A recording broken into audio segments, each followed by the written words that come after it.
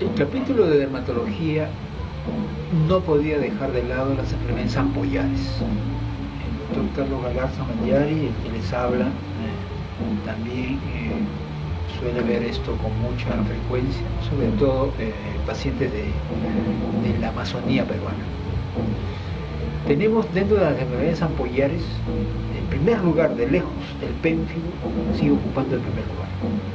Cuando yo veo un síndrome ampollar en un adulto, el primer diagnóstico tendrá que ser pénfigo foliáceo vulgar inducido por fármacos para neoplasia. Si no es pénfigo, el segundo diagnóstico pénfigoide, sobre todo en personas de edad de 50 a 60 años. Cuando las ampollas son de nacimiento se llamará epidermolisis bulosa, y cuando las ampollas cursan con diarrea, intolerancia al gluten, o sea, a la ingesta de trigo o pan, estamos hablando de dermatitis herpetiforme. Y se llama así porque provoca vesículas herpéticas agrupadas sobre todo en codos, y después se disemina en diferentes zonas del cuerpo. Pénfigo tiene sus variantes, y en la etiología del pénfigo tenemos al virus herpético, que está comprometido, la ingesta de taninos, tioles y isotiocianatos, o sea, quiere decir que la dieta puede provocar acantolisis y producir pénfigo, la radiación ultravioleta, el estrés, los pesticidas, sustancias químicas que se están utilizando en nuestra Amazonía, tumores malignos, la penicilina, los interferones y los IECAS son los que pueden desencadenar acantolisis y enfermedades tipo Gray vasodio, o la misma gestación precipitar un cuadro de pénfigo.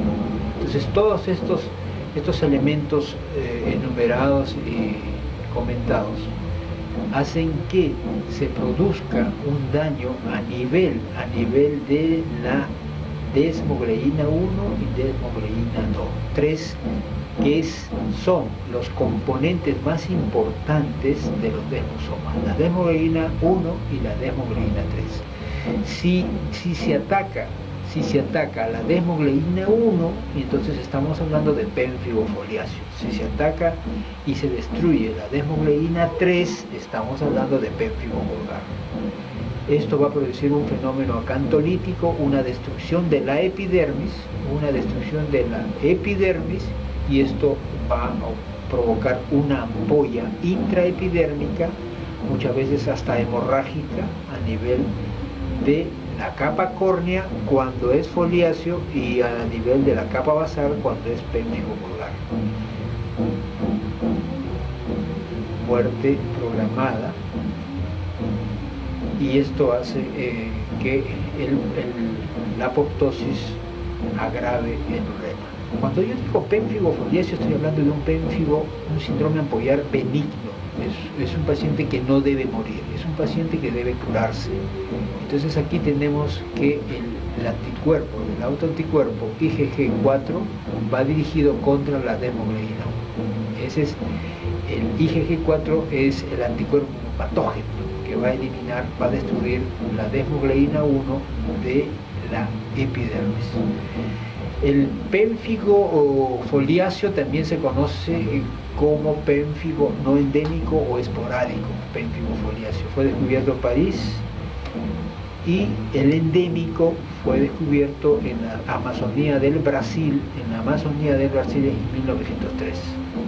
El endémico existe en Colombia, Paraguay, Perú, Venezuela y Túnez, y en otros países no está descrito.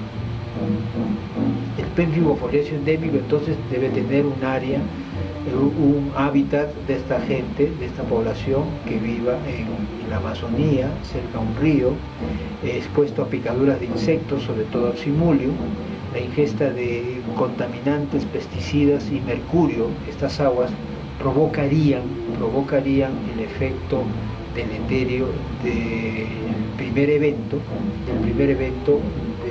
que provocaría autoanticuerpos, y esto provocaría acantolisis, agravado por los alimentos, la ingesta de taninos en esa población, té, o se consume bastante té, o restos de vegetales, y la exposición a la radiación ultravioleta sin protección ocasionaría y perpetuaría el pénfigo foliáceo endémico. Entonces, en general, son ampollas que nos dan el famoso signo de Nikolsky positivo, que es un desprendimiento de la piel a la digitopresión. El prurito es intenso y de ahí fotosensibilidad. La forma clínica más común es la generalizada. Los pénfigos foliáceos endémicos entonces son muy aparatosos, son muy generalizados, puede atacar niños o adultos, pero todos ellos no deben morir. Ellos deben ser tratados adecuadamente, responden muy bien a la corticoterapia y en menos de 3 o 4 meses vuelven a la normalidad. El diagnóstico tiene que ser básicamente clínico, epidemiológico, histopatológico e inmunopatológico. La ampolla entonces tiene que estar muy pegada a la capa córnea, con células acantolíticas y una acantolisis subcórnea. También tenemos el método ELISA para el diagnóstico de la enfermedad, inmunofluorescencia directa, y el anticuerpo patogénico, acuérdense que es el IgG4. En el caso del pénfigo foliáceo hay anticuerpos antidesmoglobina 1,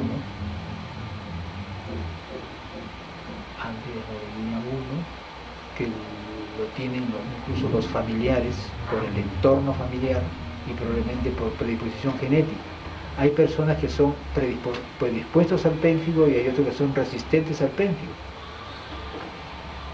También hay pénfigo foliáceo endémico y gestación. Recuerden que la gestación es la que puede desencadenar un pénfigo o agravarlo.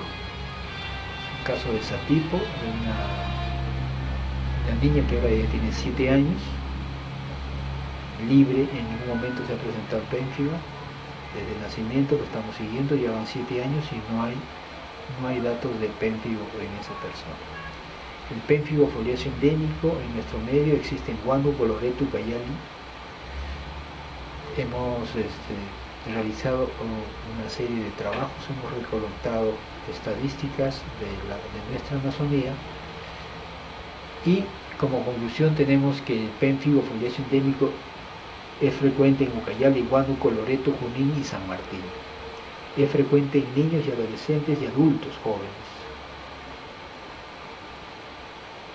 Y la forma generalizada es la más frecuente.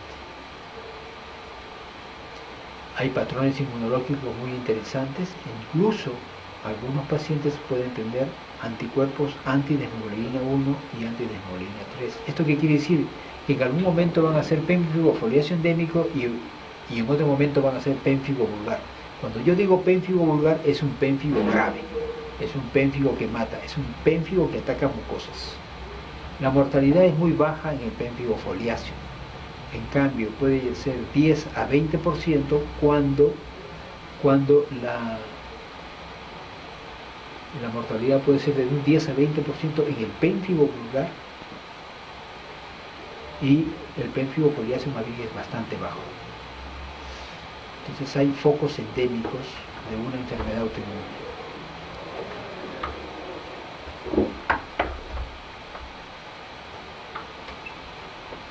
En cambio, el pénfigo vulgar es una enfermedad agresiva que destruye las mucosas y que mata. El pénfigo vulgar va a ingresar por emergencia, no va a ingresar por consultorio externo. Son pacientes en mal estado general, que están sangrando, están anémicos, están desnutridos. Y aquí tenemos el elemento más importante, que hay anticuerpos contra la desmoglobina 3. Ese es el gran problema. También tenemos pénfigo no endémico, endémico y vegetante, que es sinónimo de pénfigo vulgar. También hay HLA muy característico, se asocia con miastenia gravis y timoma. Recuerden al pénfigo vulgar. Desde que se descubrió hace más de 100 años el pénfigo vulgar, lo relacionaron con timoma principalmente. Es muy agresiva en Europa y Norteamérica, es la incidencia es mayor y es mucho más grave. Por eso que el pénfigo vulgar en estas áreas de América del Norte, Europa y Asia compromete la vida del paciente. La edad promedio de estos pénfigos vulgares es de 50 a 60 años en Europa y Estados Unidos. En el Perú más bien esos años han bajado. Estamos entre 40 y 35 años de personas jóvenes que tienen pénfigo vulgar. Ataca la mucosa, faringe, laringe, puede ser en el área genital, produce lesiones, úlceras sangrantes, bastante graves en estos pacientes. Se generaliza el signo de Nicol, que es positivo. Las lesiones son abundantes, sangrantes, comprometen la vida del paciente. Casi siempre podemos ver ampollas intactas, a diferencia del pénfigo foliáceo, que no vemos ampollas intactas. Siempre en algún momento se va a manifestar lesiones en mucosa oral. Y eso permite el diagnóstico a través de una biopsia, donde la ampolla es profunda, está cerca a la dermis, en la capa basal, y el ELISA para desmogleína 3 también te tiene que ayudar para el diagnóstico definitivo, inmunofluorescencia directa. Y además existe pénfigo inducido por fármacos. Hay fármacos que no debemos dar a los pacientes que tienen pénfigo, eso hay que recordarlo bastante: rifampicina, prosaines, anticonvulsivantes, sulfonas, beta bloqueadores, progesterona y heroína, son los que no deben recibir. Hay un pénfigo paraneoplásico donde se detectan inmunoprecipitados de anticuerpos dirigidos contra los antígenos tipo de emboplaquina, periplaquina, desmoplaquinas, que me está diciendo que esto ya de fondo tiene un cáncer grave. Casi siempre son linfomas. Son personas de mucha edad, los que mueren con mayor facilidad. Los jóvenes probablemente puedan resistir un poco a esta enfermedad y compromete la vida. Son pacientes que vienen en mal estado general, y si no se actúa rápido con terapia biológica, probablemente muere el paciente. Entonces el tratamiento en el pénfigo paraneoplásico es que descubrir la neoplasia, tratamiento con corticoides sistémicos, ciclosporina. El 90% fallece y hay que utilizar terapia biológica. Rituximab es el que más se está utilizando en nuestro medio. Pénfigo paraneoplásico con el famoso signo de Diana. Este es el famoso signo de Diana, o sea, tiene lesiones en todo el cuerpo, en las mucosas, en la mucosa del ojo, mucosa de la boca, y el signo de Diana que me está diciendo que es un pénfigo paraneoplásico. A diferencia entonces del pénfigo, tenemos el pénfigoide, que más ataca a personas ancianas, personas de mayor edad. Esa es una característica importante. No compromete mucho las mucosas, es bastante benigno, pero las ampollas son gigantescas, duras, no se rompen con facilidad. Se relaciona con enfermedades autoinmunes, con psoriasis, líquen plano, anemia perniciosa, o también con tumores. La ampolla, en el caso del pénfigoide, está por debajo de la epidermis.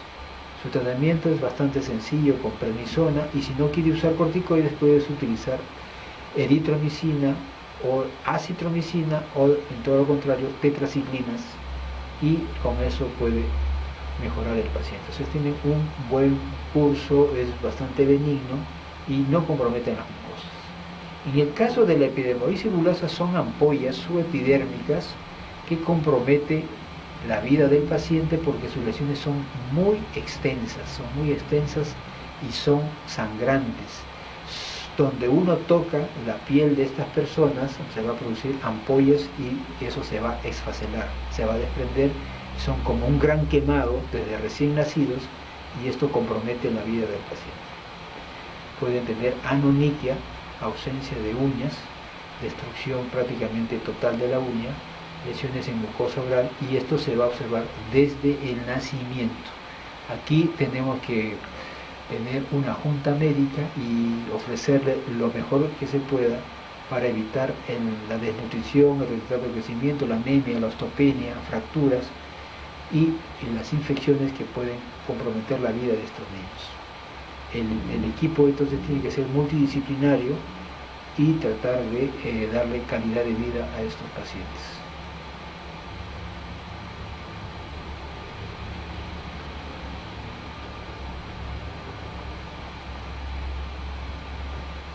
Muchas gracias, les agradezco, y ahí damos por finalizada las enfermedades ampollarias más frecuentes en nuestro medio.